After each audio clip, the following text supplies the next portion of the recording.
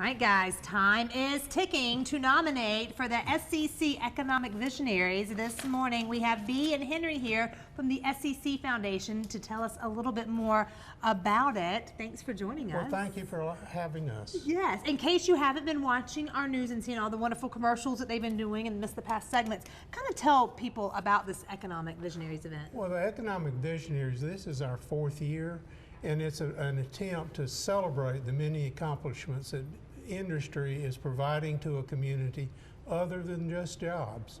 You know, they're involved in community leadership, environmental issues, and sports and activities.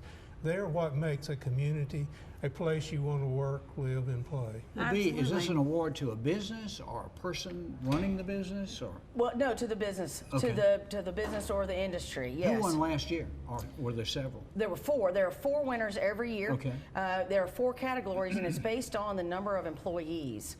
So small companies, you know, from 1 to 50 employees, that would be in Category 1, all the way up to Category 4. Last year's winners were AWL Automation, which is a very interesting story, as it started out in our Spark Center, which is the incubation space for Spartanburg County, and has now made their home here in Spartanburg, which is exciting. So they've invested in our community. Also Lockhart Power down in the Union area, Duke Energy, and Polydec were our 4 winners last year. And the presentation is March, right? Correct, March But you got 12th. a deadline of a few days from now? That's right, January Okay. 31st, next Friday before 5 o'clock.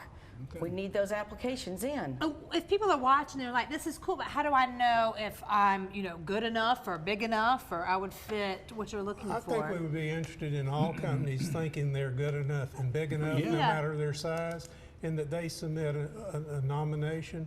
We have a committee that will review applications and select the candidates for the year. And we can do this online. Yes. Yes. And then once you win, what does that mean? Well, Other than you are awesome. that's, Yeah, that's the main thing. Yeah. Is we'll have an attendance of probably 600 people, 650, maybe 700. And so you're being profiled in your community as a leader, both in terms of your economic visionary for your business, but also how you support the community. And it is a fundraiser, Bea? Yes, it is, and the money goes directly to our students, to SCC students, not only for general scholarships, but also for emergency funds, book funds, and also for professional development for our faculty and staff. I love it. And either of y'all can answer this, and both. What is y'all's favorite part of the event?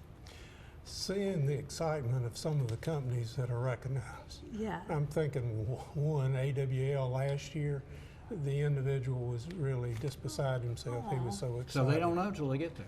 It's a surprise. Well, the company, of course, knows, Okay. But others do not. But your audience does. Correct. The audience does not. So. Well, it's cool because think about it. In your daily day, like you work so hard all day, and then to have a day that like you're recognized and someone else says, "Yeah, you're awesome." That's cool. It is cool, and then of course the companies, we continue to promote them and talk about them well after the event. Yes. Right. Like today, you just talked about last year's today, so Exactly. it's done every time. And it's just, I think the companies deserve the attention and the spotlight for the time they're there, because there's not another event in our service area of our college that really recognizes industry for all the contributions they're making. We all definitely do so much, so we're lucky to have y'all as great partners. Yeah. Y'all make sure that you're going to their website and you're applying for this, because this is big awards. But again, the deadline is Friday, January 31st. Get that in before 5 o'clock. So do that now. And we're good strict luck. about that 5 o'clock. Yes. All right. Not Absolutely. 5:01, Thank right? y'all Yeah, for we coming. got you. Thank you, Bea and Absolutely. Henry. We appreciate Thank you, it. Megan. We're going to Sure. take a little break. Are we going to do that? We are. We're going to have the South Carolina Children's Theater And in we're the going to pay house. bills first with Yes. a commercial.